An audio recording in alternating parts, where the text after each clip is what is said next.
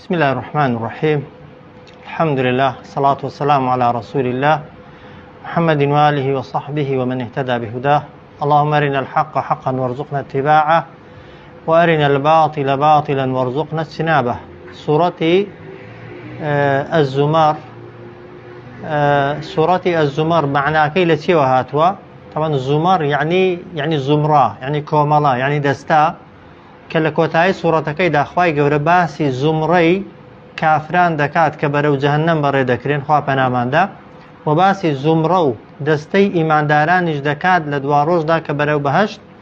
دا بردرين خواه بنسيبانكا. ناوي سورة كيوا لوي وهاتوا كوشي زمر. طبعا يعني كلمة وسيق الذين كفروا إلى جهنم الزمر. كلمة زمر لو سورتي دا زورتر بكارهاتو بوش خواهي قورا او سورتي ناو بمعنى زمر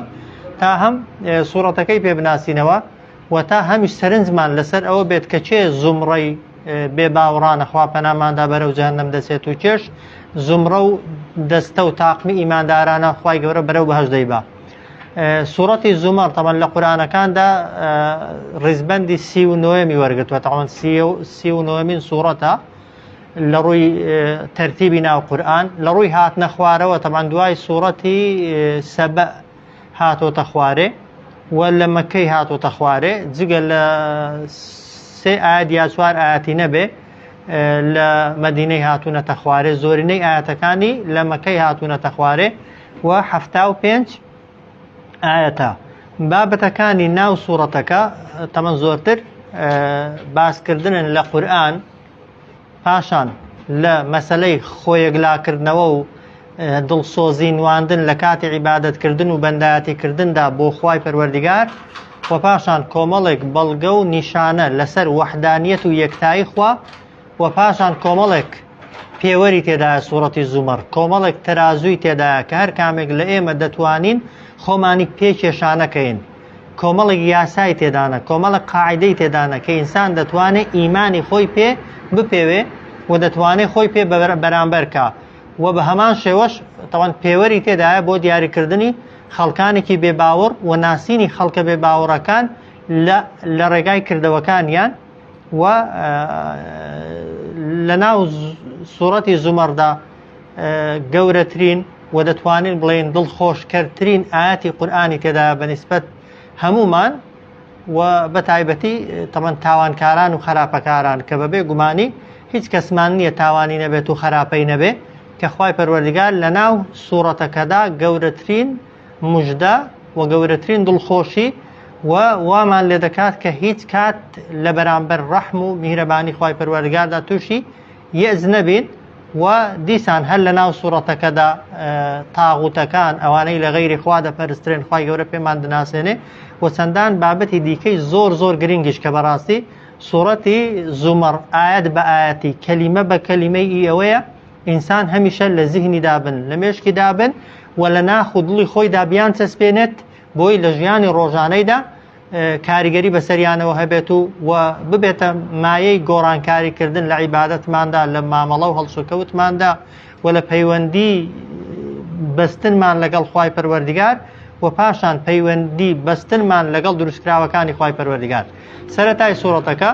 طبعا بە باسی قورئان دەست پێ دەکات کە گەورەترین موعجیزەی پێغەمبەری ئێمە عەلەیهی سەڵات وەسەلام دەزانین کە قورئانە. خوای گەورە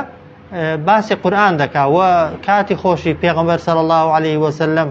لهموش تک زیاتر بوی ناراحت دکرا بوی ازیاد ددرا دیانگوت اوی اتو دیلی قصی خوای نیه و هندک جار دیانگوت شعر و دیلی هندک جار دیانگوت هەڵبەسترا و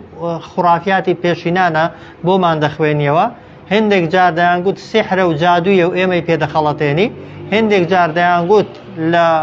خەڵکیەوە لە ئەهلی کتاب و لە حیبریانیەکان فێری بووی فێریان کردووی و ئەتۆش وەک دەڵێ دەتەوێت ئێمەی پێ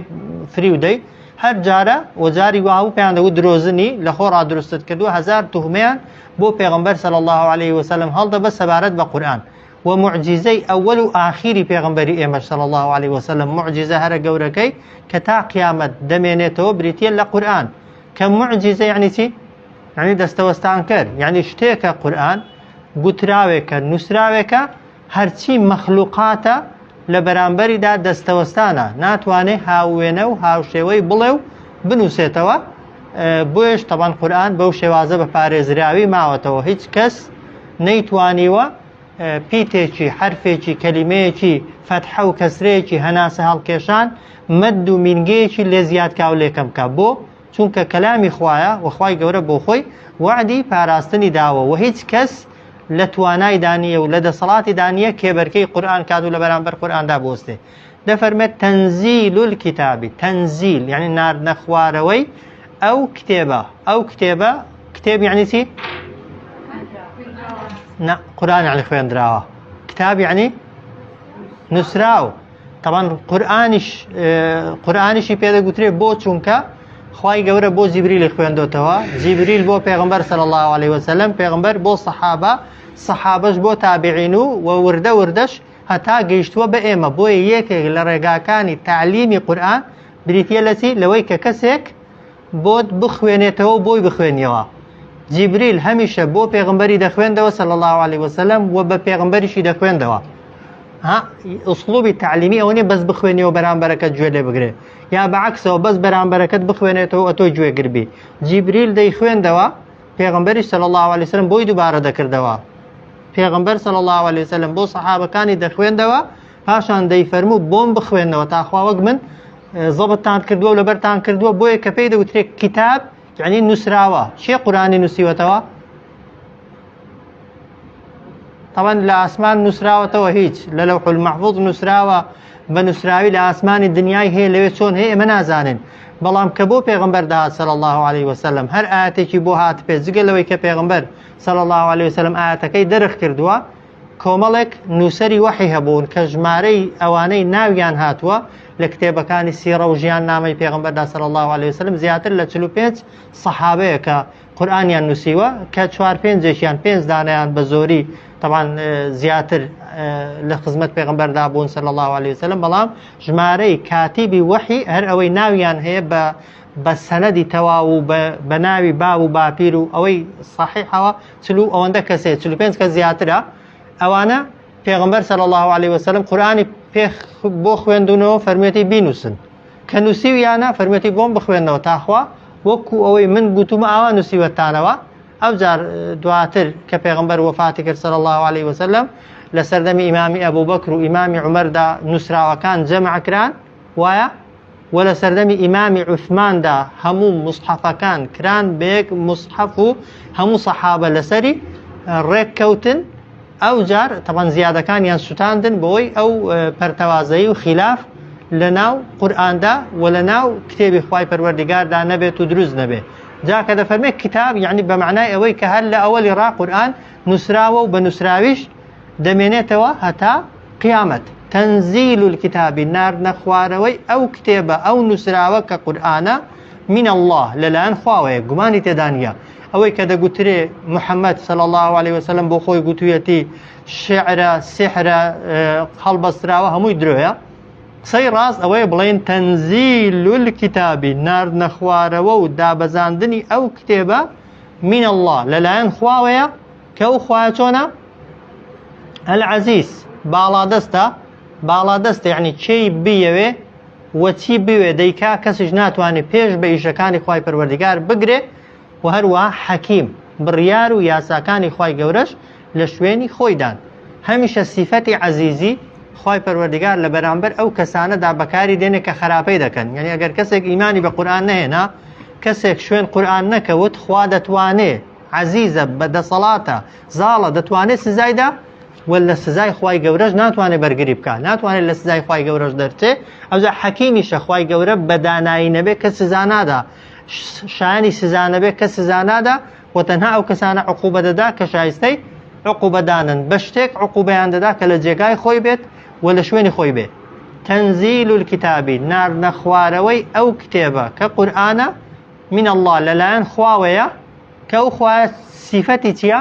العەزیز باڵادەستە الحەکیم دانا و کار لە جێیە ئەوە ئاەتی یەکەم ئاەتی دووەم دەفەرمێ ئینا یعنی بێگومان ئێمە ئەنزەلنا ڕەوانەمان کرد ئیلەیکە بۆ لای تۆ ئەی محەممەد صلی الله عليه وسلم الکتابە ئەو کتێبە ئەوەی کە ئەتۆ دەینووسیەوە یا لە ئاسمان نووسراوەتەوە بالحەقی بە شێوەیەکی ڕاست و دروست. وازەحە کە قورئان ڕاست و دروست بێت وەخوا شاهیدی ڕاستیەتی و دروستیەتی قورئان بدا با هەموو خەڵک لە بەرامبەریدا قسەی ناڕەوا بکە بە هیچ ناچێ. گرنگ ئەوەی خوا تەصدیقی کردووە، خوای پەروەردیگار بە حەق ناردوویەتی و بە حەقی زانیوە و بە حەقیش بۆ پێغەمبەری دابەزاندوە صلی الله علیه وسلم بە حەقیش نووسراوەتەوە. جا غەیری خوا غەیری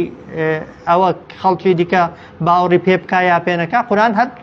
حەقیەتەکەی و ڕاستیەتەکەی هەر لە شوێنی خۆیدایە. ئینا ئەنزەلنا بێگومان ئێمە ڕەوانەمان کردووە بۆ لای تۆ ئەی محەممەد صلی الله علیه وسلم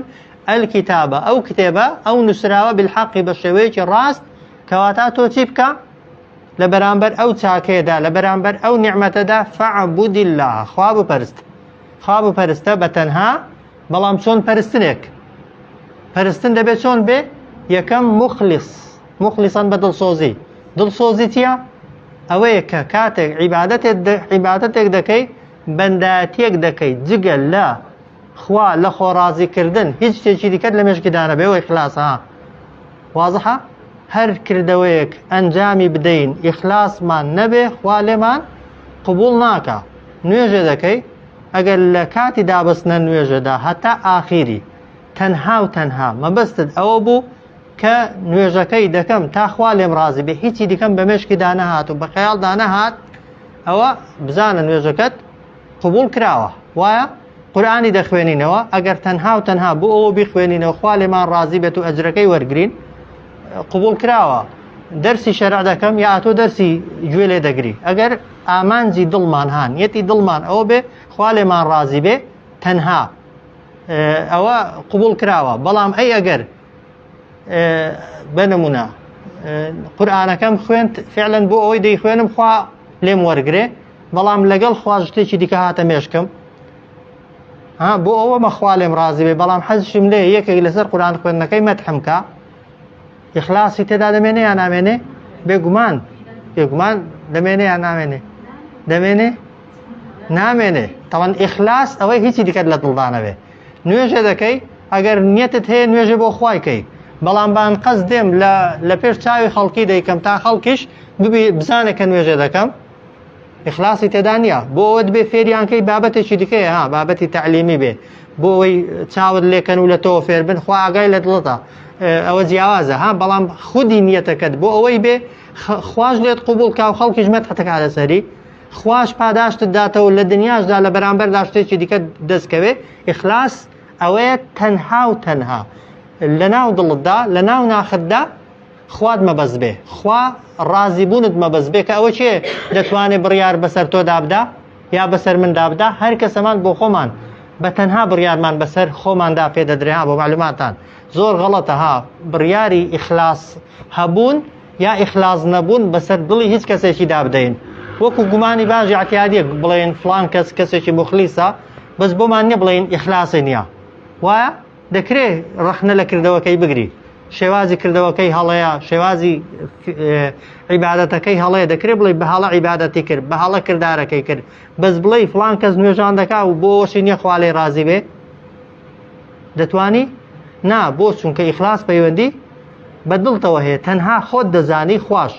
غەیری خۆت و خوا هیچ کەسێک بڕیاری پێ بەسەر نیەتی ئینسانەکاندا نادرێ. بۆیە ئاگامان لێبێ هیچ کات بڕیار بەسەر نیەتی خەڵکیدا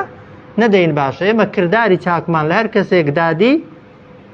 سەیری ڕواڵەتەکەی دەکەین، لێپرسینەوەکەی و نیەتەکەی و محاسبەکەی و ئیخلاسەکەی بۆ قیامەتێ بۆ لای خوایە. بەس خۆمان دەکرێت خۆمان محاسبەکەین. ئینسان بۆ خۆی دەزانێت ئەو کاتەی دەست بە ئیشەکەی دەکەی و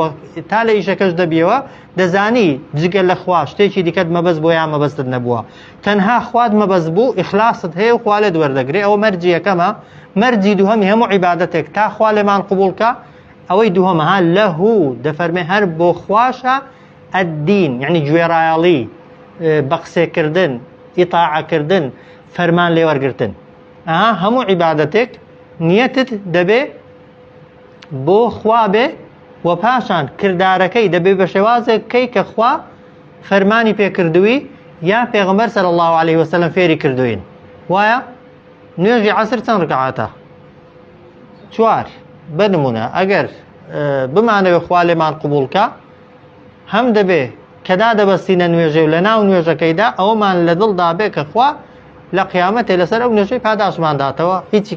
تێدا نەبێ و پاشان نوێژەکەی بەو شێوازە بکەین کە خوا پێی فەرمووین و پێغەمبەر فێری کردوین صلی الله عليه وسلم 4 ڕکعاتی کەین وایە فاتحای لە شوێنی خۆیدا بخوێنین ڕکوعێکی جوان ببین سوزدەیەکی جوان ببین ئەوەی کە پێویستە لە ناو نوێژێدا و پێغەمبەر کردوێتی صلی الله عليه وسلم هەمان شتمان کرد لەگەڵ نیەتی دڵ بەیەکەوە یەکتریان گرت دڵنیا بە عیبادەتەکەت قبوڵە و لای خوای گەورە وەرگیراوە یەک لەو دوو مەرجانەی تێدا نەبێ نیەتی شت پاک بێت و بە ئیخلاسیشەوە بچی لە جیاتی 4 ڕکعاتان 6 ڕکعاتان بکەیت 6 نا 16 ڕکعاتان بکە 6 ڕکعاتیش کە خوا دێوەرناگرێ بۆ چونکە خوای گەورە نەیگوتۆ 6 ڕکعاتی بکە خوای گەورە گوتی 4 ڕکعاتی کە وایە بچی لە جیاتی فاتحای سوڕەتێکی دیکە بخوێنی خوا لێ دووەرناگرێت چونکە ئەو شێوازە نییە کە پێغەمبەر فێری کردووی صلی الله عليه وسلم وایە لە جیاتی ئەوەی بنمونە بچیە ڕکوع حرەکەیەکی دیکە بکەی قبول نییە بۆیە خوا دەفەرمێ فاعبد الله أي محمد صلى الله عليه وسلم أي إيمان دار خواب پرسته بتنها مخلصا بدل صوزي يعني تنها ما بستد أو بخوالد رازي به أو جار له هربو أو خوايش الدين جويرا يلبا ملكجبا وخود بدستوده واضحة إنا أنزلنا بيقمان إيما روانا من كردوا إليك بولايتو أي محمد صلى الله عليه وسلم الكتاب أو كتابة بالحق بشويش راستو درست فاعبد الله خوا بپرستا چون مخلصا بدل صوزي يعني بار ريابازي تيدا نبي خلق مبزبوني تيدا نبي أو جار له هربو أو خوايش تيبكا الدين جوي رايالبا ملكجبا كمسألة إخلاص ريان نبون لعبادت دا آسانة يا زحمتها زور زحمتها راستي بوي پیغمبر صلى الله عليه وسلم دفرمت الرياء جاري واهي او رياء بازية كعكسي إخلاصية عكسي دلسوزية دفرمت جاري واهي شارع وترى لدنگي بي بين ميروليك كبسر بردێکی لوزدا بڕوا لە شەوێکی تاریکدا بێنە پێشچاوی خۆت بەڵێ بەچی ئینسان لەو ڕیا شاراوەیە پارێزراو دەبێ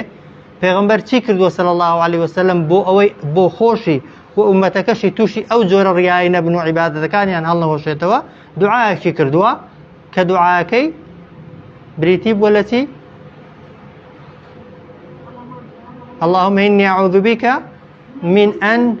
أشرك به أعلمه وأستغفرك لما لا أعلمه اللهم إني أعوذ بك أن أشرك به خوايا خم دبارزم خم بنادم بتول لوي كشتيك كما شريك خوا كديزانم ونستغفرك ودعواي لخوشبون اللي دكم لوي كنايزانم أو ريا جاري وهستي بناكين وهيج كسيكيش لواني نبي صدر صد بارزراو بلي بۆیە چاک وایە و باش وایە ئەو دوعای چارجار ئەگەر هەموو دەمێژ نەبێ بخوێنین بۆی تووشی ئەو جۆرە ڕیابازیەی نەبێت ئەو جار لە هودینەکە ئاسانترە بۆ هەر بۆ خوایە گوێ ڕایاڵی ئینسان ڕواڵەتی کردەوەکانی ئاسان دەتوانێت چاکە بەڵام نیەتی دڵ بەڕاستی زاڵبوونی دەوێت بەسەر خۆتدا و مەردی دەوێت شەیتان فێڵی لێ نەکا لەو کاتانەدا ئاەتی دواتر خوا دەفەرمێ ئەلا دیسان هەندێک ئیخلاص هێندە گرنگە لەو ئاەتەیدا هەر لە ئاەتەکانی سەرەتادا 4-5 جار خوای گەورە باسی دەکاتەوە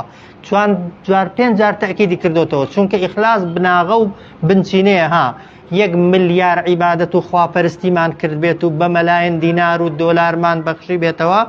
هەزاران جار خوێنمان ڕشت پێ و شاخ و داخمان گرت پێ بەڕواڵەت لە پێناوی خوادا بەڵام ئەگەر نیەتمان ساڵ نەبوو بێت و خاوێن نەبوو بێت لەگەڵ خوادا لە قیامەتێ لە زیاتی پاداشت سزای لەسەر وەردەگرین لە زیاتی ئینسان پێی ڕووسپی ببێ ڕووی پێ ڕەش دەبێت و زەر دەبێت لای خوای پەروەردگار بۆیە خوای گەورە ئەو هەموو تەکیدانە دەکات دەفەرمێ ئەلا ئاگادار بە یا ئاگادار بن لله تەنها بۆ خوایە الدین الخالص الدین یعنی گوێڕایەڵی و ملکەتی خالص تەواو و دڵسۆزانە غەیری خوا هیچ کەسێک ئەوەی نییە طبعا جگە لە پێغمبەری صلی الله عليه وسلم کە ئەمری خوای بە ئێمە دەگەێنێت ئەوەی بە صەحی لە پێغمبەرەوە هات پێ وەکو قسەی خوا وایە هیچ کەسێکی دیکە شایستە و قابلی ئەوەی نییە هەموو شتێکی لێوەرگری بە سەحابەکانیشەوە ها قسەی سەحابەش قەولی سەحابەش کرداری سەحابەش بۆ ئێمە هەمووی 100% دین نییە بۆیە ئەلا خوا دەفەرمێ ئاگادار بن لله بۆ خوایە الدین الخالص الدین یعنی گوێڕایەڵی و ملکەتی خالیس تەواو و دڵسۆزانە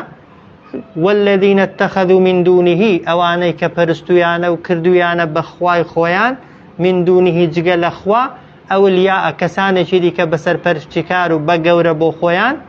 دەڵێن چی ئەگەر لێیان بپرسی لێیان بپرسی بۆ غەیری خوا دەپەرستی بۆ عیبادەت بۆ غەیری خوا دەکەی دەڵێن چی دەڵێن ما نعبدهم ئێمە ئەو خوایانەی خۆمان ناپەرستین و نەمان پەرستوون ئیلا تەنها بۆ ئەوە نەبێ کە لیقەرریبونا نزیکمان خەنەوە ئیلە الله بۆ لە لای خوا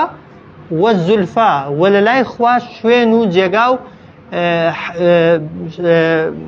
مەرتەبە و پلە و پای چاکمان بۆ دانن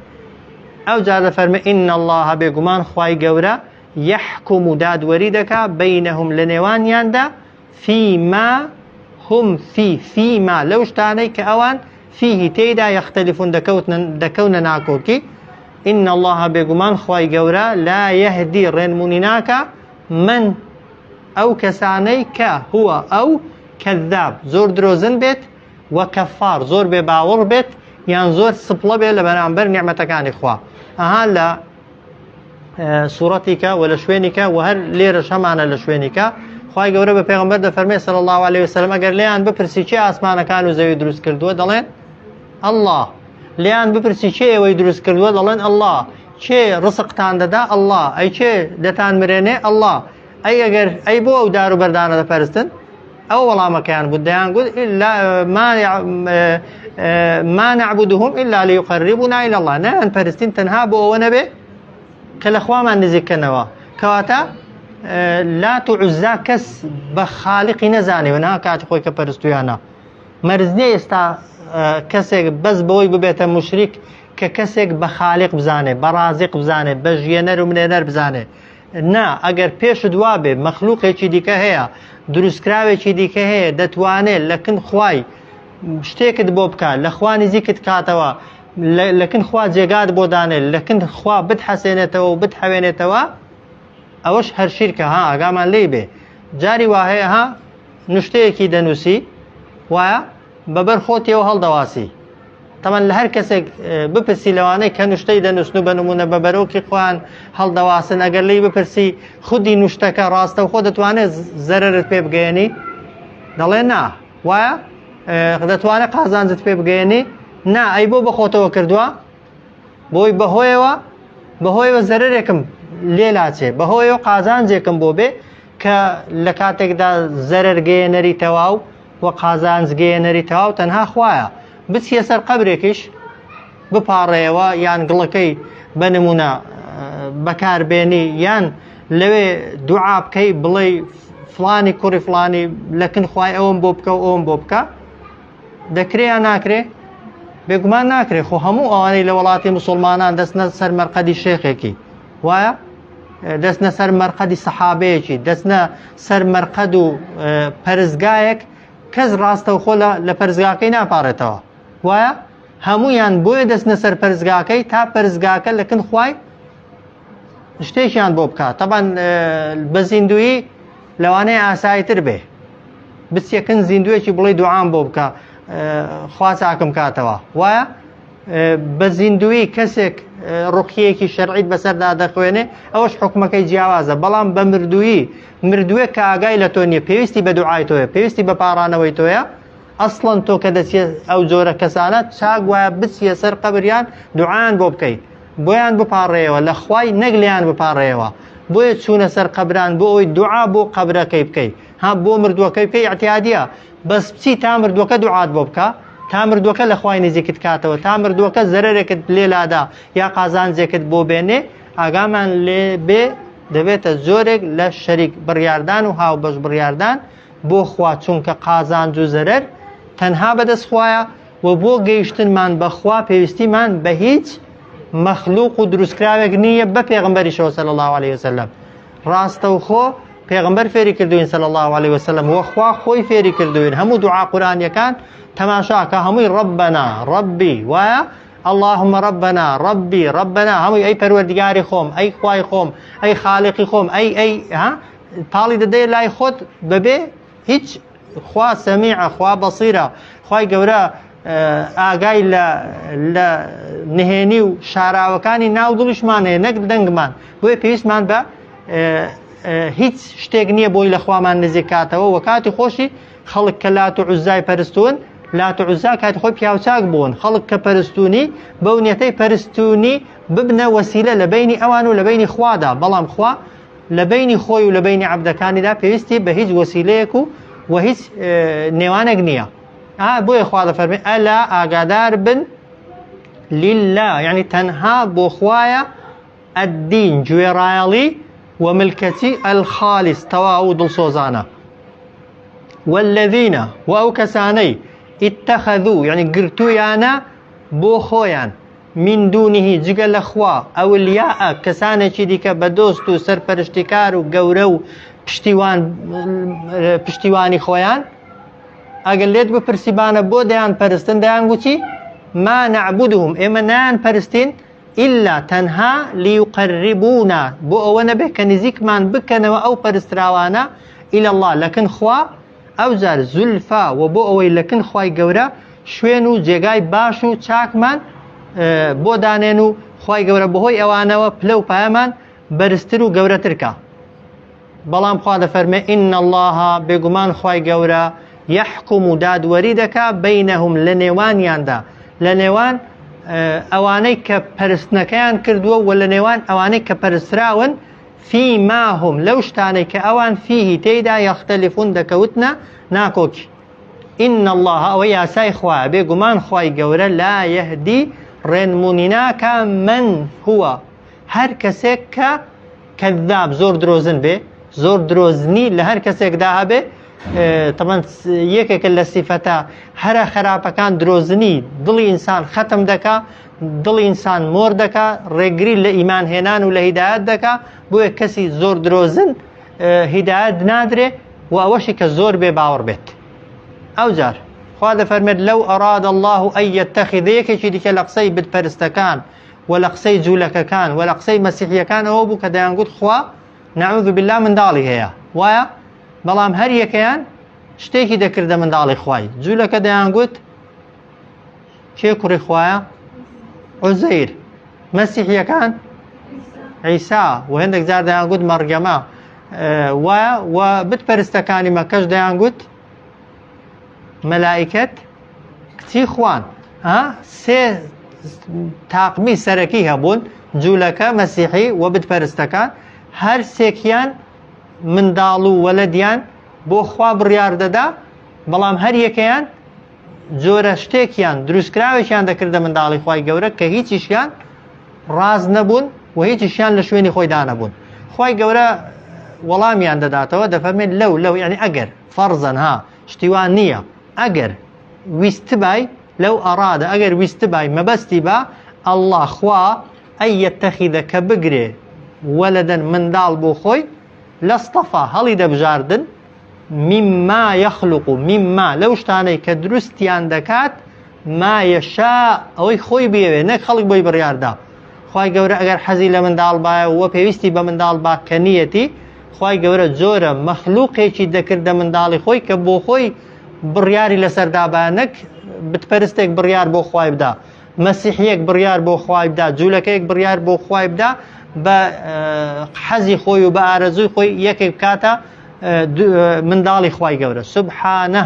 پاکی و بێگەردی بێعیبی بۆ خوا لەوەی کە خوا پێویستی بە منداڵ بێ چونکە منداڵ هەبوون نیشانەی ناتەواویە یان نیشانەی کاملیەتە نیشانەی ناتەواویە. مرۆڤ بۆ حەزی لێ لە منداڵی هەبێ تا لە کاتی ناڕەحاتی و ناخۆشی و خەفەت و مەراق و ئەوانەدا خەمی پێ لابا بە گچکەی وایە کە گەورە بوو ئیشی بۆ بکە کە گەورەتر بوو خزمەتی کە لێی قەومە بەهانایەوە بێ بەڵام خوای پەروەردگار خۆ هیچ کامێک لەوانەی بەسەردا نایە. خوای گەورە کامڵە و خوای گەورە تەواوە، نەقسی تێدانە تا پێویستی بە منداڵ بێ. سوبحانە پاک و بێگەردی بۆ خوا. هو خوا ناوی چییە؟ الله، ناوی ئەڵڵایە. ئەوجا ئەلواحید تاکە، ئەوجار ئەلقەهار، قەهار یعنی خەشمگێڕ یان خاوەنی هێز و دەسەڵات بەتوانایە بەسەر هەموو دروستکراوەکانیدا و هیچ کەس لە بەرامبەر توانا و دەسەڵاتی خوای پەروەردگاردا ناتوانێت بوەستێتەوە. لەو ئەراد الله ئەگەر خوای گەورە ویستبای ئەن یەتەخیدە بگرێت بۆ خۆی وەلەدەن منداڵ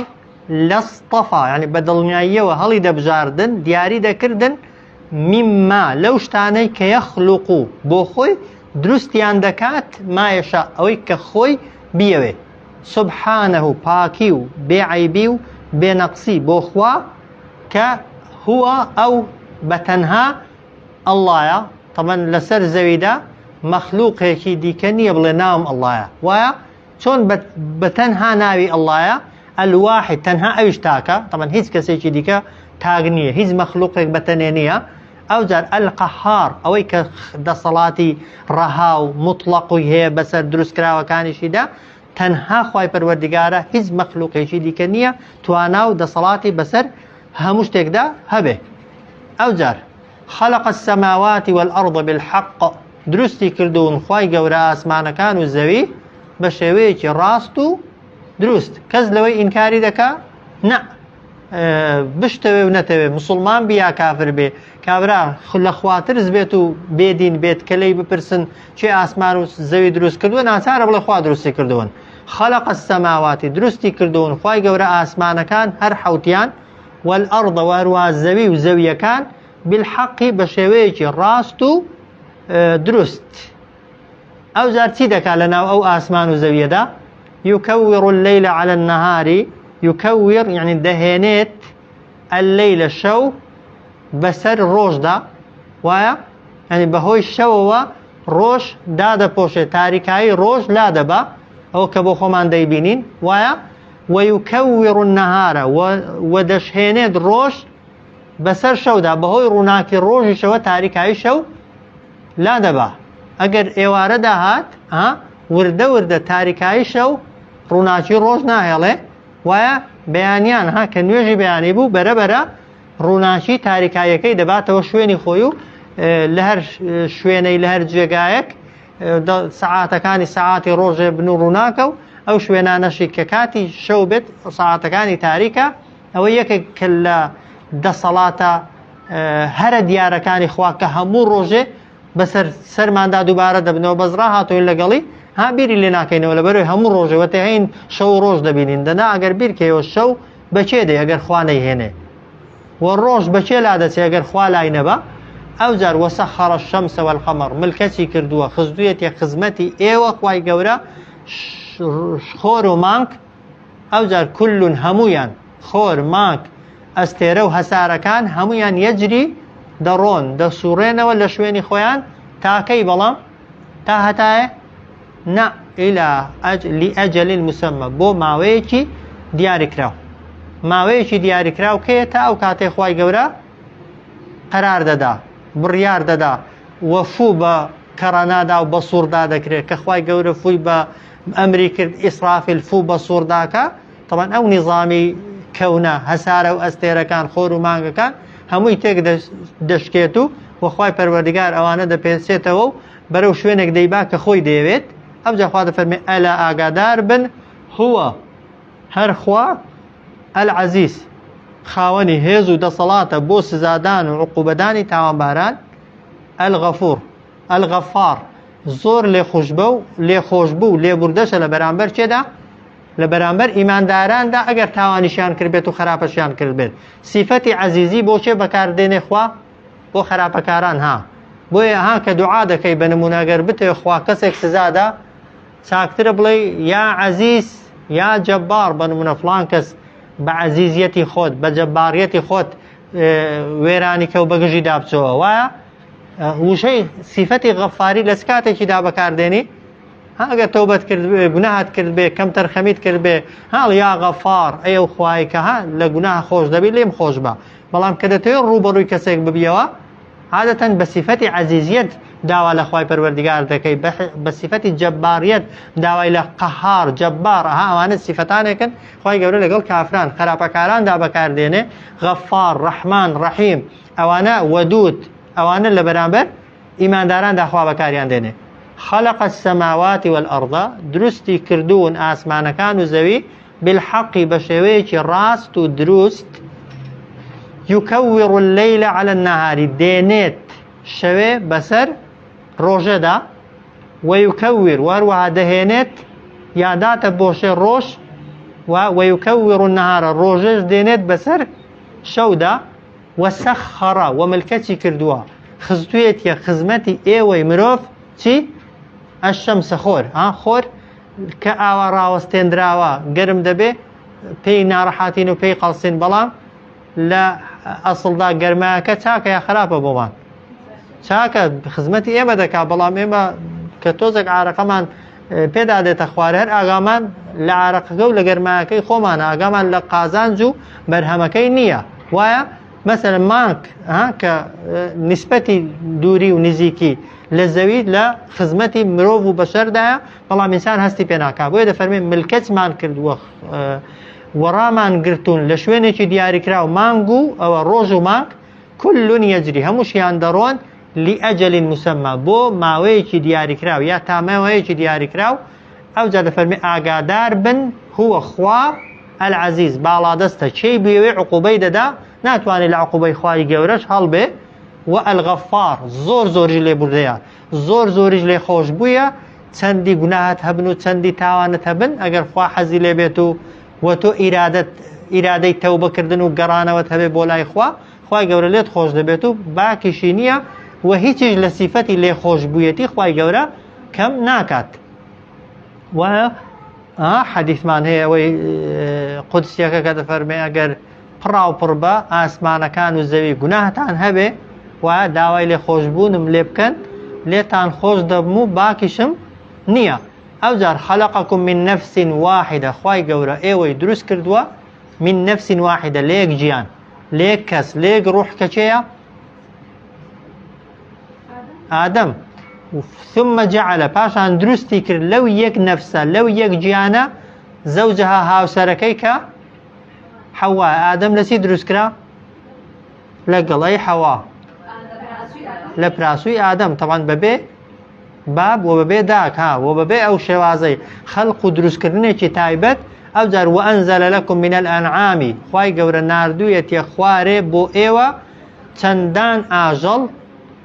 کە چەندانن ثەمانیەتە هەشت جۆرن ئەگەر سەیری ئەو وشەیەکەن بۆ خوای گەورە بەو شێوازەی باز دەکا وأنزل دەفەرمێ ناردوویەتە خوارێ بۆ ئێوە ناردوویەتە خوارێ ناردنە خوارەوە هەمیشە لەسەری ڕایە بۆ خوارێ وایە ناڵێ دروستی کردوون دەفەرمێ ناردوویەتە خوارێ بۆ ئێوە چەندان ئاژەڵ کەس دیوێتی لە ئاسمانێ ئاژەڵ مەڕێک بزنێ بکەوێتە خوارێ ئەی بۆ وا دەڵێ ئەجاویان یەک دانەوا بوو پێشویش خۆمەڕ هەر هەبوو چی؟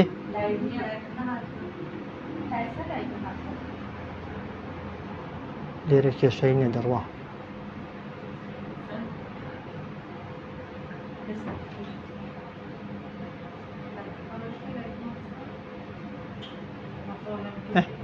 جارێ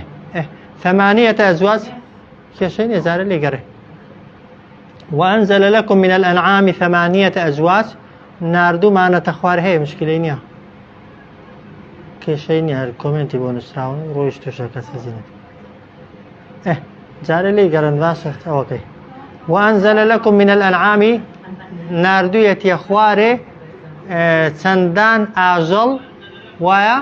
کە ئاژەڵەکان چەندانن هەشت جۆرن هەشتەکە کامەنە ها لە سوورەتی یاسین گوتمان ئەنعام بە چوار ئاژەڵی دەڵێ وایە بەس لێرە دەڵێ هەشت ئەنعام بزنە مەڕە وشترە مانگایە بۆ لێرە بوو بە هەشت لەگەڵ ئەوانە نی لەگەڵ ئەنعامەکان حافية بزوت بزن تسيوسي هي نيرومي ودو مر نيرومي مانجا نيرومي وشتر نيرومي هموي بيك ودبيتها چند دبيتها هشت اي بودل الناردو مانا تخواره بودل الناردو مانا خو كس نيدي لا اسمان را وشتر بكويتا خوار مانجا بكويتا خوار لبر دو هۆکار یەکەم ئەمرەکە ئەمری دروستبوونەکەیان لەکوێ ڕاهاتوە لە ئاسماوەی یەک دووهەم هۆکاری ژیانیان هۆکاری ژیانی هەموو دروستکراوێک نەکەر ئەو ئاژەڵانە چیە بارانە باران هۆکاری هەموو دوایە وجعلنا من الماء كل شيء حي سەرچاوەی ژیان ئاو لەکوێ ڕادێ لە ئاسمان بۆیە خودی ئاژەڵەکە ئەمرەکەی لە ئاسمانە ڕاکراوە و هۆکاری ژیانی و دروستبوونی یەکەم جاریشی و بەردەوامی ژیانیشی لە ئاسمانە ڕادێ بۆیە خوا دەفەرمێ وأنزل لكم من الأنعام ڕەوانەمان کردووە بۆ ئێوە لەناو ئاژەڵاندا ثمانية أزواج هەشت جوت کە وەکو گوتم چوارە بەڵام نێرەومەیە ئەو جاری یەخلوقکم خوای گەورە ئێوەش دروست دەکا چۆن في بطون أمهاتكم لنا سكي دايكتان دا خلقا دروس كردن من بعد خلق لدواي دروس كردن يعني قوناخ لدواي قوناخ ويكم جار هرنين ويا بهوي خوراك كان وطبعا أوكا كرستخاوكا خليو هيلكدانا كان طبعا لبشتي بياو سينجي أفرد دا دروس دبن ويا دواتر ئەو خەلیە و ئەو هێلکەدانە یەکتر دەگرن وایە دەبن بە خوێن دواتر خوێنەکە دەبێتە خوێنی مەی و دوایە دەبێتە گۆشت دوایە ئێسقان ئەو جار پێستی بەبەردا دەکرێت و ڕوحی بەبەردا دەکرێت و دەرێ لە دەرێش وردە هەتا دەچینەوە ئاخیری وایە في بطون أمهاتكم دروستی کردوون لەسکی دایکتاندا خەلقا من بعد خەلق دروستکردن لە دوای دروستکردن یا قۆناخ لە دوای قۆناخ ئەو جار دەفەرمێت في ظلمات ثلاث لناو سي تاريكي دا تاريكايا كان كامانا بس سي تاريكي طبعا تاريكايا كان سكا اويز هو بيستا دواي رحمة لدواي لناو رحمش دا طبعا اوي من دالي بيستيكي دي كي تنك من دالكي دا بوشيوا ويا بله پەردەیەکی تەنکە پەردە تەنکەکە دواتر ڕەحام دواتر سکی دایک في بطون أمهاتكم في ظلمات ثلاث لەناو سێ تاریکیدا ذلكم ئەوەی ئەوی شانەی کردووە چێە ئەوەی ئەوانەی کردووە ئەو شتانەی بۆ ئێوە کردووە خۆرە مانگە ئەستێرەیە ڕۆژە ئاسمانە زەویە ئاژەڵە و دروستکردنی ئێمەیە بابمانە بابە گەورەمانە ئادەم و حەوا چێە ذلكم ئەوەی ئەو کارانەی کردووە ئەڵڵا ناوی ئەڵڵایە ئەو قسەی تێدانی ئەوجار ڕەبوکم پەروەردگاری ئێوەشە ئەوجار لەهو ئەلمولک هەر بۆ ئەوە هەموو خاوەنداریەتیەک کەواتە ئامانجەکە ئێرە هەیە مادام هەموو ئەو کارانەی کراون خوا کردوونی لەگەڵ چێ کردوونی نا لەگەڵ چێچەی لەگەڵ بۆکە کردوونی بەتەنها کردوونی کەس هاوکاری کردووە نا مادام لە خودی دروستکردنەکاندا و لە خودی بەڕێوەبردنەکاندا و لە نەمان و هێنانیاندا کەس دەسەڵاتی نەبووە جگە لە خۆی کەواتە لا ئیلاها هیچ کەسێکی شایانی ئەوە نییە بیپەرستین بەندەهاتی بۆ بکەین لەگەڵ خوا ئیلا هو جگە لە ذاتی خۆی کەواتە فەئەنا توصرفون ئێوە بۆ کوێ لا دەدەن بۆ عەبدایەتی و بەندایەتی کام خوا دەچن چی دیکە هەیە ئەو کارانەی بۆ کردو بن تا بچن بەندایەتی بۆ بکەن چێ هەیە شەریکایەتی خوای کرد بێت لەو کارانەدا تا عەبدایەتی بۆ بکەن و بەندایەتی بۆ بکەن چۆن لە عەبدایەتی و بەندایەتی ئەو خوای لا دەدەن خەلەقەکم سەیری ئاەتەکەی کەنەوە خوای گەورە ئێوەی دروست کرد من نەفس واحدە لە یەک گیان کە ئادەمە وجعل ثم پاشان جعل منها دروستی کرد لە ئادەم دیارە دوای ماوەیەک یەکسەر نا زەوجها هاوسەرەکەی لە فراسووی هێنایە دەرێ بە شێوەیە کە خوای گەورە خۆی ئەمری لەسەر بوو وأنزل لكم وناردية خواري بوتان لا من الأنعام چەندان ئاژەڵ جایا ئەمری دروستکردنەکەیان یا هۆکاری دروستبوون و ژیانیان بە چەندانە 8 ئەزواج بە 8 جۆر يخلقكم خوای گەورە ئێوەش دروست دەکا بە بەردەوامی ها بەشەریەت دروست دەکا ئەگەر ئاگاشمان لە خۆمان نەبوو بێ ئەوانەی دوای خۆمان کە دروست دەبن بە بیریان لێ بکەینەوە فی بطونی ئومەهاتیکم لە زگی دایکتاندا خەلقا من بعد خەلق قۆناغ لە دوای قۆناغ دروستکردن لە دوای دروستکردن ها نوتفە ئەوجا دەبیە خوێن دەبیە گۆشت ئەوجا ئێسقان ئەوجا ڕوحت بە بەردا دەکرێت دێ دەرێ لە کە هاتیشینە دەرێ وردە وردە بەرەو گەشەکردن دەچین تا ئەندازەیەک و ئەوجا بەرەو خوارێ دەینەوە في ظلمات ثلاث لەناو سێ تاریکاییدا ذلكم ئەوەی ئەو کارانەی بۆ ئێوە کردووە الله ذاتی خوایە کە ناوی اللهە ربكم پەروەردیگارتانە یعنی چی یعنی خالق رازق ژێنەر منێرەرتانە له الملك هەر بۆ ئەویشە هەموو خاوەنداریەتێک لە دنیا لە دوا ڕۆژ لا إله هیچ کەسێک شانی بەندایەتی کردن نییە إلا هو جگە لە ئەو کەواتە فأنا تصرفون ئێوە چۆن لە عەبدایەتی کردن و بەندایەتی کردنی ئەو خوایە لا دەدەن ئەو جار کۆتا ئاەت لە دەرسی ئەو ڕۆماندا دەفەرمێ ئین تەکفوروا ئەوە خواشتی بۆ ڕوون کردینەوە خوا حقیقەتەکانی پێگوتوین ئین تەکفوروا ئەگەر بێ باوەڕ دەبن دوای هەموو ئەو حقیقەت و ئەو ڕاستیانە ئەو فەئین الله بێگومان بن کە خوا غەنی عنکم بێنیازە لە ئێوە خوا پێویستی بە عەبدایەتی کردن و بەندایەتی کردنی ئێمە نییە هەرچی مەخلوقات و دروستکراو هەیە وەکو پێغەمبەر صلی الله عليه وسلم لە حەدیثی قودسیدا دەفەرمێت ئەگەر ئەوەل و ئاخرتان ئینس و جنتان لەسەر دڵی لەسەر دڵی لە خواترین کەس کۆ ببنەوە هیچ لە خوایەتی خوا زیاد ناکە ئین تەکفوروا ئەگەر بێ باوەڕ بەعەکسیشەوە ئەگەر هەموو خەڵکی لەسەر خراپترین دڵ و خراپترین کردداری هەبێت لە خوایەتی خوا هەرکەم ناکە بۆیە ئین تەکفوروا ئەگەر بێ باوەڕ دەبن فإن الله بێگومان بن کە خوای گەورە غەنی عنکم بێنیازە لە ئێوە لە پەرستنی ئێوە خوا هیچیشی بە ئێمە نییە خوا هەر خوا بۆ ئێمەش نەبووین و هەر خواش دەبێ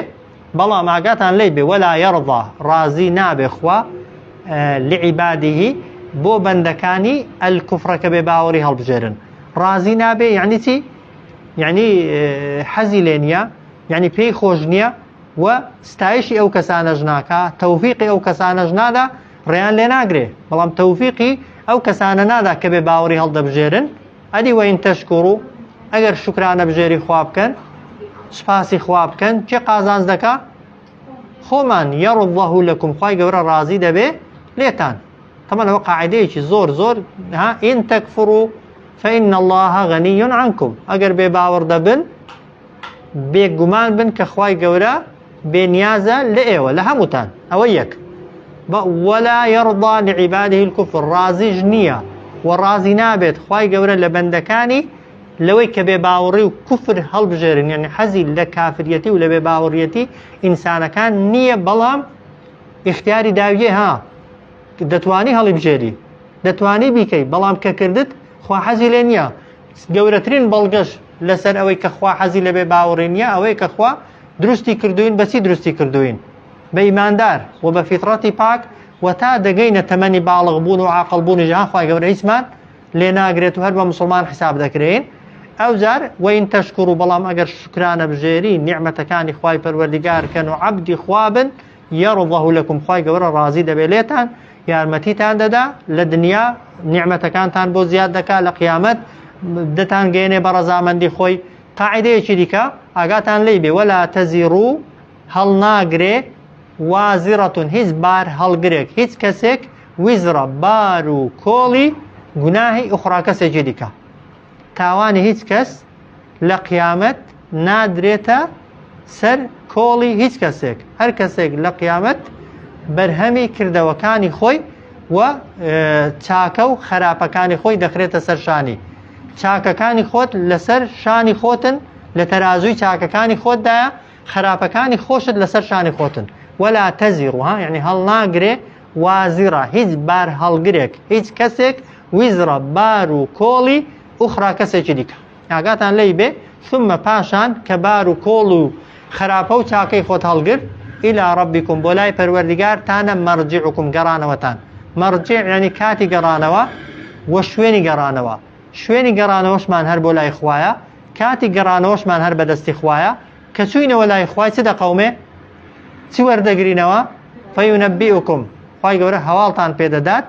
بما يعني بهر چیەک کە کنتم ئێوە بۆ خۆتان تعملون ئەنجامی دەدەن. چاکەی خۆت